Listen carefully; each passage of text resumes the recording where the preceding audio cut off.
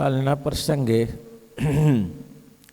જેમ જગતના જીવને પંચવિષય છે તેમ ભગવાનના ભક્તને પંચવિષય છે. આજે ફાગણ સુદ 13 છે, શનિવાર છે, 23/3/2024નું વર્ષ છે. પંચવિષય થયા છો. હવે એમાં 3 દ્રષ્ટાંતો આપ્યા. પંચવિષય વિના તો નારદ સુખ સનકાદિક છે તે જેવા ઘણા કાળ સુધી સમાધિમાં રહે છે, પણ સમાધિમાંથી આવ્યા પછી કથા શ્રવણ કીર્તન વિષ્ણુ સ્મરણમ પાદ સેનમ એ 9 પ્રકારની ભક્તિ તેનો ચારો ચરે છે. 3 દ્રષ્ટાંતો આપ્યા. અને વળી બીજું પ્રશ્ન છે, જેમ કોઈ પક્ષી છે તે આખો દિવસ ચણચણવા જાય છે અને સાંજે પોતાના માળામાં વિરામ કરે છે, અને જે પશુઓ છે તે આખો દિવસ ચારો ચરવા માટે જંગલમાં જાય છે અને સાંજે પોતાના ખીલે આવે છે, અને માણસ છે એ દેશ વિદેશમાં જાય છે કામ કરવા માટે, પણ જ્યારે પોતાના ઘરે આવે છે ત્યારે એને આરામ થાય છે, વિરામ થાય છે. તેમ શ્રીજી મહારાજ કહે છે આ 3 દ્રષ્ટાંતો છે. જેમ કે પક્ષીઓ છે, પક્ષીઓને મેં કાલે વાત કરી હતી ને, ચણવા માટે જાય પણ સાંજે ક્યાં આવે? પોતાના માળામાં આવીને બેસે છે. પશુઓ એને ખીલે આવે, બંધાય છે. ને માણસ પોતાના ઘરે આવે છે. માણસ જે ઘરે આવે છે એકથી ચડિયાતું, માણસ જે ઘરે આવે છે તેમાં ખીલે નથી બંધાતો. એક જગ્યાએ માણસ બંધાઈ નથી રહેતો.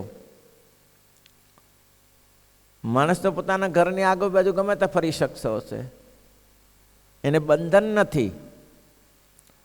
પણ પશુઓને બંધન છે. પશુઓ પોતાના ખીલે આવે તો ખીલાની આજુબાજુ ફર્યા કરે, પણ આખો વાડો મોટો હોય તેમાં ફરી ન શકે. કેમ? તો કે બંધાઈ ગયું ત્યાં જ ફર્યા કરશે પશુઓ. અને પક્ષીઓ શું કરે છે? પક્ષીઓ તો પોતાના માળામાં જ વિરામ કરે છે. દ્રષ્ટાંતો 3 આપ્યા છે. 3 દ્રષ્ટાંતનો સાર સિદ્ધાંત એ છે, જે માણસો જેમ પોતે કામકાજ કરીને પછી ઘરે આવે છે, તે ઘરે આવીને શું કરે છે?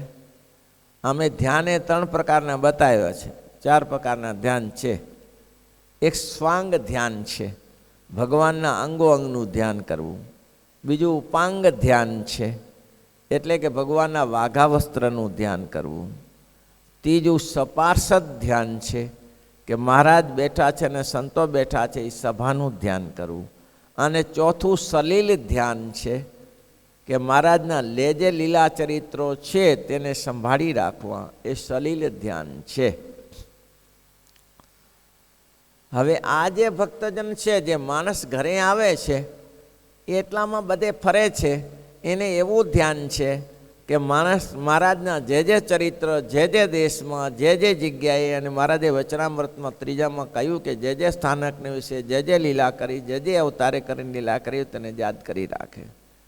તેમાં આ ભક્તજન પણ તે અવતારોનો ચરિત્રને ધ્યાન કરીને બેસે છે. એને મોકળાશ મળે છે, ફરવા હરવાનું મળે છે, પણ એ કેવું? સલીલ ભગવાનના ધ્યાન જેવું છે. ફરતો ભગવાનનું ધ્યાન કરે. શ્રેષ્ઠ જ છે, કનિષ્ઠ નથી. પણ બીજો તો પશુ જેવો છે. પશુ જેમ પોલાની ખીલો છોડીને આજુબાજુ જઈ શકતું નથી, બીજાના ખીલે જઈ શકતું નથી. ત્યાં ગાય બાંધી હશે, ભેંસ બાંધી હશે, ઘોડું બાંધ્યું હશે, પણ એ ત્યાંથી ત્યાં જઈ શકતું નથી. એટલે એ તો મહારાજ કે સપાર્ષદ ધ્યાન જેવું છે. ત્યાં ને ત્યાં, એટલામાં ને એટલામાં મહારાજની સભાને જોયા કરે તેવી રીતે ધ્યાન કરવાનું કહ્યું છે. અને મહારાજ કે જે આજે છે પક્ષી છે, પક્ષીને તો બંધન થઈ ગયું, એટલા માળામાં ને માળામાં. એટલે ભગવાનની મૂર્તિ સિવાય બીજું કંઈ નહીં. એમ એક ભગવાનની મૂર્તિ સ્વાંગ કે ઉપાંગ તેનું ધ્યાન કર્યા કરે. બસ તેના તેમાં નથી. પક્ષી પોતાના માળાથી બહાર નીકળી શકતું નથી, ત્યાં જ વિરામ કરે છે. અને સવિકલ્પ અને નિર્વિકલ્પ સમાધિના ભેદ કયા છે? પેલું તો નિર્વિકલ્પ સમાધિ જેવું પક્ષી છે કે જે બસ એનો માળો છોડીને ક્યાંય જઈ શકતું નથી, એ બીજાના માળામાં જતું નથી, ને માળો છોડીને રાત્રે દિવન પોતાના ડાળખી ઉપર બેસતું નથી, એ માળામાં બેસી રહે છે. એ પક્ષી જેવું છે. જ્યારે પશુઓને એટલો ફેર છે કે ચારે બાજુ ફરે છે, સવિકલ્પ છે, એને અહીંથી અહીં ફરવા મળે છે. અને માણસને તો વધારે પોતાના ઘરમાં આખી બાજુ ગમે તે ફરી શકે છે. એટલે મહારાજ કે ઉત્તરોત્તર શ્રેષ્ઠ છે. પક્ષી શ્રેષ્ઠ છે, માણસ તો શ્રેષ્ઠ છે, એના કરતાં પશુઓ શ્રેષ્ઠ છે, એના કરતાં પક્ષીઓ શ્રેષ્ઠ છે. એટલે કે આ દ્રષ્ટાંતે માત્ર કંઈ ધ્યાન કરતા નથી, આવી રીતનું જે ધ્યાન હોય તે. એટલે મહારાજ કહે છે કે જુઓ, નિરંતર બેસે છે, એ પોતે મનુષ્ય પણ જે કાર્યને હોય તે કાર્યને દેશ વિદેશમાં જાય છે. પહેલેથી એમ કહ્યું કે ભગવાનની કથા કીર્તન શ્રવણાદિ કેવો જો ચારો તેને ચરીને પોતાના માળો જે ભગવાનનું સ્વરૂપ તેમાં જઈને વિરામ કરે છે. અને પશુ પક્ષી જેમ સર્વ જીવ પોતપોતાનો ચારો કરીને પોતાના સ્થાનકે જઈને વિરામ કરે છે. અને મનુષ્ય પણ જે દેશ વિશેષમાં જાય છે અને પોતાને ઘરે આવી નિરાંત કરીને બેસે છે. આ સર્વે દ્રષ્ટાંતના સિદ્ધાંત કયા તે ઉપર સર્વે હરિભક્તને અમે પ્રશ્ન પૂછીએ છીએ કે જેમ વિમુખોને જીવ ગ્રામ્ય પંચવિષયમાં બંધાણા છે તે પંચવિષય વિના પ્રમાત્ર ચાલતું નથી, તેમ તમે ભગવાનની કથા શ્રવણાદિક જે રૂપી વિષય તેમાં દ્રઢપણે બંધાઈને એના વિષય થયા છો કે નહીં? એના વિષય થયા છો કે નહીં? સવારે કથા સાંભળી લઈએ, પછી સાંજે એ વિષય ના થયા કહેવાય. સવારે કથા સાંભળીને સાંજે સાંતા કથા સાંભળીએ એ વિષય થયા ના કહેવાય. પછી મોકળું મળી ગયું, એનાથી કંઈ બહુ લાભ ના થાય. પણ સવારે કથા સાંભળી હોય, સાંજે કથા સાંભળી હોય, એનું 5-10 મિનિટ મનન કરવાનું અભ્યાસ પડી જાય. પછી જે ભગવાનની જે માળા કથા વાર્તા કીર્તન છે એનો અભ્યાસ થઈ જાય. એ માળા કર્યા કરે. બસ ગુંદાળાના મુરજી ભગત હતા. મુરજી ભગતને પ્રેક્ટિસ થઈ ગયેલી, આવી પ્રેક્ટિસ કરાય. મુરજી ભગત આખો દિવસ ભગવાનના કીર્તનો ગાય. હવે ખેતરમાં કામ કરવું, છોકરો 20 વર્ષનો મરી ગયો, જુવાન છોકરો જુવાન 20 વર્ષનો મરી ગયો. લગ્ન કરાયો અને 2 વર્ષમાં મરી ગયો. સાપ કરડોને મળી ગયો. એટલે ઘરના બધા રોકકડ કરતા હતા. ત્યારે ભગતે કીધું કે કેમ રૂવો છો? તો કે છોકરો મરી ગયો. તો ભગવાન આપે છે ને ભગવાન લઈ લે છે, એમાં શું આશ્ચર્ય છે? ભગવાન દીકરાઓ આપે છે ને ભગવાન લઈ જાય છે, એમાં આશ્ચર્ય શું છે? એમ આ જગતનો ક્રમ જ છે. એકનો એક દીકરો હતો, પણ છતાંય કોઈ ચિંતા ન કરી કે ભગવાન નિશ્ચય કેવો હશે? વિચાર કરો, એને નિશ્ચય કેવો હશે? પરિપક્વ નિશ્ચય હશે એને, કે પાછો ન પડ્યો એ માણસ. નહીં તો આગળ આપણે અક્ષરાનંદ સ્વામીના વાતોમાં વાત લખી છે કે એક ભાઈ હતો, એની પત્ની મરી ગઈ, તે મગજ ખસકી ગયું. પછી એનો સાડલો સાડી લઈને બધાને બતાવજો, આ છે ને મારી ઘરવાળીની સાડી, આ મારી. અરે ઘરવાળી તો મરી ગઈ, હવે એની સાડી લઈને ફરફર કરે. ભાઈ સાડી લઈને આખા ગામમાં કરે, આ મારી ઘરવાળીની સાડી, આ પહેરતી હતી, મારી ઘરવાળી આ પહેરતી, આ સાડી પહેરતી હતી. આવું સસકી ગયું. લો હવે શું કરો એને? બીજો એક ભાઈ હતો, એ ઘરવાળી મરી જતી, એને માથું મૂકીને ખોરામાં માખીને ત્યાં રુદન કર્યા કરે, મગજ ફરી ગયો. આવું છે જગતમાં. જગતના વિષય જીવને 5 વિષય જ છે, તે સિવાય ભગવાન સંબંધી સુખ છે જ નહીં. 5 વિષયમાં જ મસ્તી માને છે. એને તો 5 વિષય ના માને તો કેવા દુઃખી થઈ જાય. હવે પત્ની ગઈ ત્યારે થાંભલે બાંધવો પડ્યો. થાંભલે બાંધીને પછી પત્નીને ત્યાંથી લઈને પછી બાળી. આવું છે. આ 5 વિષય કહેવાય. જ્યારે આ ગુંદાળાના જે મૂળજી ભગત હતા કે દીકરો મરી જાય, ભગવાને આપ્યો, ભગવાન લઈ જાય. હવે જવાબદારી પોતા ઉપર પાછી આવી 60 વર્ષે. પણ ભગવાનનું ભજન કર્યા વગર રહે નહીં. એટલે નક્કી કર્યું ભજન કરવું તો આવશ્યક છે. ભજન કરીશ નહીં તો રહી જઈશ. આ તો બધું વ્યવહાર તો રોટલા ખાઈ છે કરવો પડે. એટલે ત્યાં ખેતરમાં જાય, પાણી વારે અને એકવાર જોઈ લે કે વંદુના પદ બોલે અને કેટલા પદથી કેરો ભરાય છે. શેરડી હોય કે મરચાં હોય કે રીંગણ હોય, બધું શાક બકાલું વાવે અને એમ લાગે કે 4 પદથી કેરો ભરાઈ જાય છે, બસ પછી જોવા ન જાય. પછી બેસીને વંદુના પદ વંદુ સજાનંદર સ્વરૂપ અનુપમ સારને રે લોલ જેને ભજતા છૂટે પંદ કરે ભવ પારને રે. એમ બસ 5 પદ કે 4 પદ બોલી લે અને કેરો વારી લે.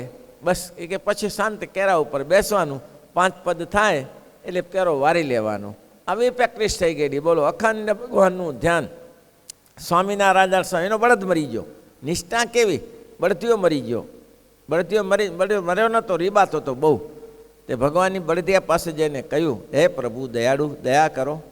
આજે મેં ધર્માદો કાઢ્યો છે, મેં જે કંઈ કર્યું છે એ મારાથી એકલાથી નથી થયું. આ બળદિયો ખેડાયો આખી જિંદગી, અને એની બિચારાએ મજૂરી કરી છે, હર હાંતેડામાં જોત્યો છે, ગાડામાં જોત્યો છે. હે પ્રભુ દયા કરો. એને શા માટે દુઃખ પડે? એને દુઃખ સુકરા પડે? એને સારો જન્મ આપો, સત્સંગ એને ઘેર જન્મ આપો, ધર્માદામાં ભાગીદાર છે, અને એને તમારી સેવામાં રાખો. આમ 10 મિનિટમાં ભગવાને બળદિયા દેહ છોડી દીધો. ભગવાનની પાસે પ્રાર્થના કરી અને ભગવાન સ્વામિનારાયણનું નામ લીધું. આવા ભગવાનના ભક્ત બસ દરેક ક્રિયામાં મારા ઈષ્ટદેવ સિવાય કોઈ નહીં. એને મહારાજ કે ભગવાનનો ચારો કરતા થયા. એ વિષય જીવની પેઠે નહીં, ભગવાન સંબંધી કોઈ ચારો એને બીજા હોય નહીં. નિરંત કરીને બેસે. સર્વે દર્શન સિદ્ધાંત તે કયા સર્વે હરિભક્તને પ્રશ્ન પૂછીએ. જેમ વિમુખ જીવ ગામ્ય 5 વિષયમાં બંધાણા છે અને તે વિના પ્રમાત્ર ચાલતું નથી, તેમ તમે ભગવાનની કથાઓ અત્યધિક શ્રવણરૂપ જે વિષય તેમાં દ્રઢપણે બંધાઈ અને એના વિષય થયા છો કે નહીં? એના વિષય થયા છો કે નહીં? પછી બીજું પ્રશ્ન છે, જેમ પશુઓ જેમ ચારો કરવા જાય અને ચારો કરીને જો ધણિયાતું ઢોર ઘરે આવે છે, પણ જે રઢિયાર ઢોર હોય ઘરે ના આવે, કોઈનું ખેતર ખાઈને ત્યાં બેસી રહે, કાં તો વાઘ તો સિંહ આવે અને એને ફાડી ખાય, અને કાં તો એનો માલિક આવે તો ધોકો લઈને આવે અને ઉડાડી દે, મારે.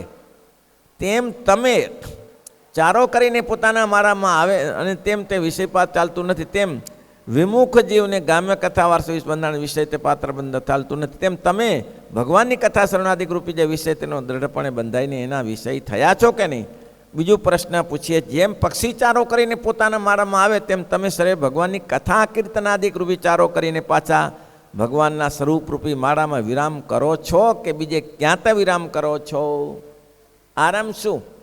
ભગવાનની કથા કીર્તના તેમાં વિષય થઈને એનો આરામ કરીએ, તે સિવાયનો બીજો આરામ હરામ લાગે એને, બીજા આરામમાં લાભ ન થાય. સંતો આ તો પ્રેક્ટિસ કરવા જેવી છે. સ્વામિનારાયણ સ્વામિનારાયણ સ્વામિનારાયણ સ્વામિનારાયણ આ મહામંત્રની પ્રેક્ટિસ કરશો, ધીમે ધીમે કરશો થઈ જશે. એક ભાઈ હતા, એને પૂછ્યું કે તમે ભગત 24 કલાક સ્વામિનારાયણ સ્વામિનારાયણ સ્વામિનારાયણ કરો છો તો તમારે યાદ કેમ રહેશે? યાદની વાત ક્યાં કરો સ્વામી? બીજું કાંઈક બોલે છે તો ગમતું જ નથી ને. હવે બીજું ગમતું જ નથી. બસ ભગવાનના નામ સિવાય બીજું બધું ઝેર જેવું લાગે. આમ એમ ઉડી જાય, મોસ ઉડી જાય છે. કેવું અંગ બંધાઈ ગયું હશે. અખંડ સ્વામિનારાયણ સ્વામિનારાયણ. અહીંયા ધમાસણામાં બાપુજી હતા, એને મેં જોયેલા. જ્યારે જુઓ ત્યારે સ્વામિનારાયણ સ્વામિનારાયણ સ્વામિનારાયણ સ્વામિનારાયણ સ્વામિનારાયણ, હાલતા ચાલતા ખાતા પીતા. કેન્સર થયેલું પછી આમાં ગયા ત્યારે પણ અખંડ સ્વામિનારાયણ સ્વામિનારાયણ સ્વામિનારાયણ, તે સિવાય કોઈ વસ્તુ નહીં. કીર્તન પાછા ભગવાનના સ્વરૂપમાં વિરામ કરો છો કે નહીં, કે બીજે વિરામ? અને વળી જેમ ધણિયાતું ઢોર હોય તેમાં સીમમાં ચારો ચરીને પોતાને ખીલે આવે, અને હરાયું ઢોર હોય તે ખીલે આવે ને જૂનું ખેતર ખાઈને જ્યાં ત્યાં બેસી રહે, પછી કોઈક ધોકામાં કે વાઘ આવીને ખાઈ જાય. તેમ ધણિયાતા ઢોરની પેઠે પોતાને ખીલે આવો છો કે નહીં?